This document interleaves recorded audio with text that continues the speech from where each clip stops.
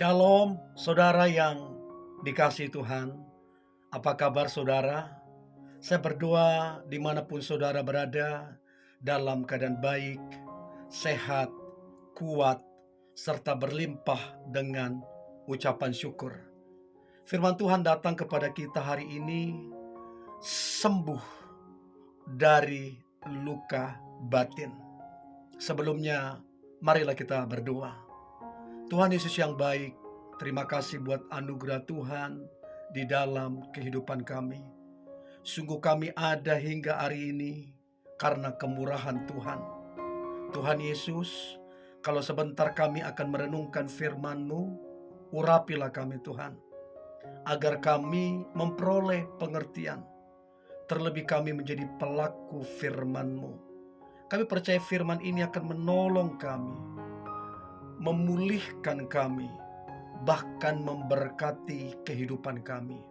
Di dalam nama Tuhan Yesus, kami dengarkan firman-Mu. Haleluya. Amin. Sembuh dari luka batin.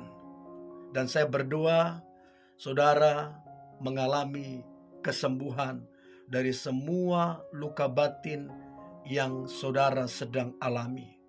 Saudaraku, setiap orang, saya atau siapapun, memiliki yang namanya masa lalu. Semua orang, mau kaya mau miskin, mau hamba Tuhan, mau orang profesional kerja, semua orang memiliki masa lalu dan pengalaman hidup yang unik saudara. Dan tidak sedikit ada orang pengalaman yang buruk, pengalaman yang sangat menyakitkan, dan meninggalkan luka batin yang begitu dalam, begitu dalam. Saudara, luka batin atau perasaan sakit hati yang terpendam, ada bahkan terpendam bertahun-tahun saudara. Bahkan ada orang yang sampai berpuluh-puluh tahun saudara. Sehingga orang tersebut menjadi trauma, orang tersebut menjadi tidak maksimal, orang tersebut menjadi pesimis, orang tersebut menjadi curigaan ke banyak orang. Ada yang seperti itu saudara, sampai terganggu psikologisnya. Nah, kenapa bisa saudara? Bisa saja karena penolakan. Sejak kecil sudah ditolak gitu loh. Entahkah di keluarga, entahkah kekasihnya, entahkah pasangannya. Ada banyak hal yang menyebabkan penolakan. Ada juga yang karena kehilangan. Kehilangan orang yang dia cintai. Apakah orang tuanya? Apakah kekasihnya? Apakah anaknya? Apakah sahabatnya? Ada banyak kehilangan-kehilangan yang membuat orang kemudian luka di hatinya. Bahkan ada juga yang karena perlakuan-perlakuan yang tidak adil. Abangnya diperlakukan demikian namun dia enggak. Kakaknya diperlakukan spesial, dia enggak. Adiknya diperlakukan spesial, dia enggak. Jadi ada banyak perlakuan-perlakuan yang tidak adil, yang kemudian menimbulkan luka batin yang begitu mendalam. Nah, saya nggak tahu saudara luka batin karena apa. Saya kurang tahu saudara.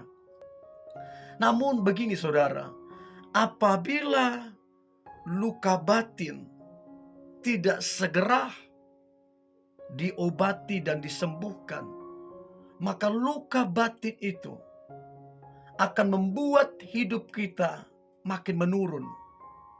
Makin menurun, makin menurun. Dan kita menjadi tidak maksimal di dalam kehidupan ini.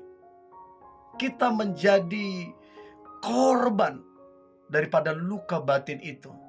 Dan yang paling menyedihkan saudara, ada banyak orang yang sampai akhir hidupnya dia menyimpan luka batin itu. Itu mengerikan saudara. Aku berdoa dalam nama Yesus. Saudara yang mengalami luka batin, saudara disembuhkan luka batinmu. Disembuhkan dalam nama Yesus. Setiap ikatan-ikatan yang membuat saudara masih terikat dengan luka batin, aku berdoa ikatan itu dilepaskan dalam nama Yesus. Karena saudara tidak mungkin bisa merdeka, tidak mungkin bisa maksimal kalau masih ada luka batin di hati itu. Nah, bagaimana caranya untuk saudara sembuh dari luka batin itu? Saudara, lakukanlah ini saudara. Lakukanlah ini. Maka saya berdoa, kesembuhan luka batin saudara itu terjadi. Saudara jadi merdeka di dalam kehidupan. Hidup saudara jadi maksimal. Hidup saudara jadi berkat. Amin saudara. Nah, yang pertama saudara, untuk saudara sembuh dari luka batin, tidak ada cara lain. Yang pertama adalah pengampunan. Mungkin saudara berat sekali yang engkau alami, kekecewaan dari seseorang. Apakah itu dari orang tuamu? Apakah itu dari pasanganmu? Sudah terlalu berat, terlalu dalam luka yang kamu alami. Apapun itu saudara, lepaskan pengampunan. Saudaraku, pengampunan itu akan menolong engkau. Itu akan mengangkat kuk yang ada di dalam dirimu bertahun-tahun itu. Begitu saudara lepaskan pengampunan, itu kuk itu diangkat dalam diri saudara. Yang membuat saudara jadi berat, yang membuat hidup saudara jadi terseok-seok jalannya. Itu ketika saudara lepaskan pengampunan, itu kuk itu diangkat saudara. Hidup saudara jadi ringan, sebab beban itu telah diangkat. Matius 6 ayat 14 dan 15 dikatakan begini. Jikalau kamu mengampuni kesalahan orang, Bapamu yang di sorga akan mengampuni kamu juga. Tetapi jikalau kamu tidak mengampuni orang, Bapamu juga tidak akan mengampuni kesalahanmu. Saudara, kita melakukan pengampunan bukan karena kita lemah, bukan saudara.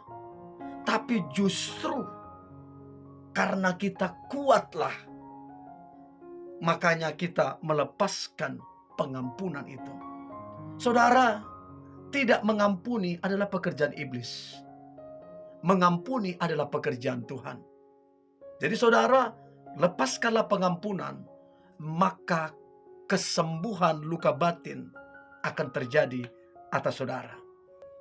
Nah, yang kedua saudara, bagaimana untuk kemudian sembuh dari luka batin? Yang kedua adalah berdamailah dengan diri saudara. Berdamailah saudara. Ya, berhenti menyalahkan dirimu. Berhenti. Kadang-kadang saudara, kitalah menjadi musuh terbesar itu. Kitalah menjadi penghalang untuk kita merdeka. Karena apa? Kita menyimpan rasa bersalah. Menyimpan penyesalan yang begitu mendalam.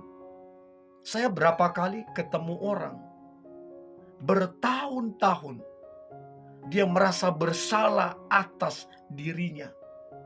Mungkin di masa lalunya dia bisa saja mungkin bisa menolong orang lain, tapi tidak segera dia tolong. Mungkin saja di masa lalunya dia bisa saja menjadi alat untuk Tuhan, untuk kemudian orang itu tertolong hidupnya, untuk kemudian orang itu dipulihkan. Tetapi dia nggak mau. Akibatnya orang yang harusnya bisa ditolong jadi terpuruk. Dan dia menyimpan rasa bersalah itu. Ada orang yang seperti itu saudara. Ya, jadi rasa bersalah, penyesalan yang mendalam akibat dari masa lalu dia bawa sampai hari ini. Ada juga yang karena dia lambat menolong, akhirnya orang itu berpulang dipanggil Tuhan. Padahal mungkin saja orang itu minta tolong sama dia. Tapi karena dia nggak segera menolong, dia akhirnya menyesal. Bertahun-tahun dia dalam penyesalan itu. Dan akibatnya dia hidup di dalam penyesalan itu. Tidak berdamai. Saudaraku yang dikasihi Tuhan, berdamailah dengan dirimu. Tidak ada manusia yang sempurna. Semua orang bisa melakukan kekeliruan. Semua orang bisa melakukan kesalahan. Bahkan hamba Tuhan pun, bahkan nabi sekalipun, bahkan rasul sekalipun bisa melakukan kekeliruan, bisa melakukan kesalahan. Apa yang harus kita lakukan? Belajar dari kesalahan itu. Kalau kita salah, ya udah. Normal, kita ini manusia. Tapi kita belajar dari kesalahan itu. Saudaraku, berdamailah dengan dirimu. Maka lihatlah, luka batinmu tiba-tiba akan disembuhkan oleh Tuhan. Kuk yang berat itu tiba-tiba akan diangkat karena engkau berdamai dengan dirimu. Kemudian saudara, apa yang harus dilakukan? Semua luka batinmu itu belajar, letakkan di kaki Tuhan. Serahkan di kaki Tuhan. Engkau berkata, Tuhan, ini luka batinku, kuserahkan di bawah kakimu. Begitu saudara sudah serahkan, jangan bawa lagi. Tinggalkan gitu loh saudara. Biar Tuhan yang berperkara dengan luka batinmu itu. Waktu engkau serahkan luka batinmu di bawah kaki Tuhan, di bawah tangan Tuhan yang kuat, maka detik itu juga Tuhan akan menyembuhkan engkau. Ya. Jadi setiap pikiran-pikiran, tuduhan-tuduhan yang ada di pikiranmu, perasaan-perasaan bersalah, semuanya serahkan di bawah kaki Tuhan.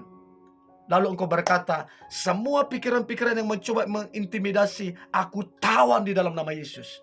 Dan aku serahkan juga ke dalam kaki dan tangan Tuhan yang dahsyat.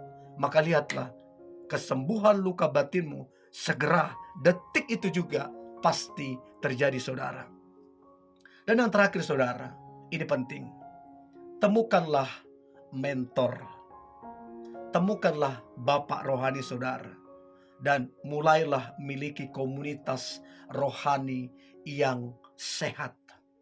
Saudara, kita diciptakan Tuhan, kita dijadikan Tuhan. Kita ini sosial. Kita gak ada yang bisa berdiri sendiri. Kita ini bukan Superman. Enggak saudara. Kita butuh orang lain. Jadi kalau selama ini saudara menyendiri, tidak membuka dirimu kepada orang lain, jangan-jangan itulah penyebab utamanya saudara gak sembuh-sembuh dari luka batin. Saat ini, mulailah bangun komunitas. Mulailah bangun pertemanan yang baik. Ya, berdoa sama Tuhan, minta mentor rohani dalam kehidupanmu. Berdoa sama Tuhan, minta bapak rohani supaya saudara dituntun, diingatkan, ditolong, dan komunitas itu akan membuat saudara makin lama, makin dewasa, makin lama, makin mengerti kehendak Tuhan. Jadi saudara, cobalah lakukan beberapa hal ini. Maka lihatlah saudara, kesembuhan luka batin akan terjadi atas saudara. Haleluya, amin. Mari kita berdoa. Tuhan Yesus yang baik, terima kasih buat anugerah Tuhan, kasih setia Tuhan di dalam kehidupan kami. Kami bangga punya Bapa seperti Engkau. Engkau Bapa yang ingin kami sembuh. Sembuh dari luka batin kami. Karena waktu kami sembuh, itu waktu yang tepat untuk Tuhan memakai hidup kami, untuk Tuhan memulihkan hidup kami, untuk hidup kami diberkati Tuhan, untuk hidup kami menjadi maksimal. Aku berdoa sebagai hamba Tuhan, setiap pikiran-pikiran yang mengintimidasi umat-Mu sehingga susah untuk bangkit, aku berdoa pikiran-pikiran intimidasi-intimidasi yang bukan daripada Tuhan, aku cabut dalam nama Yesus. Dan aku percaya hari ini juga, detik ini juga, Roh Kudus, kuasa-Mu, pengurapan-Mu mengalir atasnya Tuhan. Dan kami percaya setiap luka batin sembuh dalam nama Tuhan Yesus. Terima kasih Tuhan. Kami perkatakan dengan iman, hari ini adalah hari yang luar biasa. tahun ini adalah tahun yang diberkati Tuhan. Di dalam nama Tuhan Yesus, Tuhan kami, Juru Selamat kami berdoa dan mengucap syukur. Haleluya. Amin.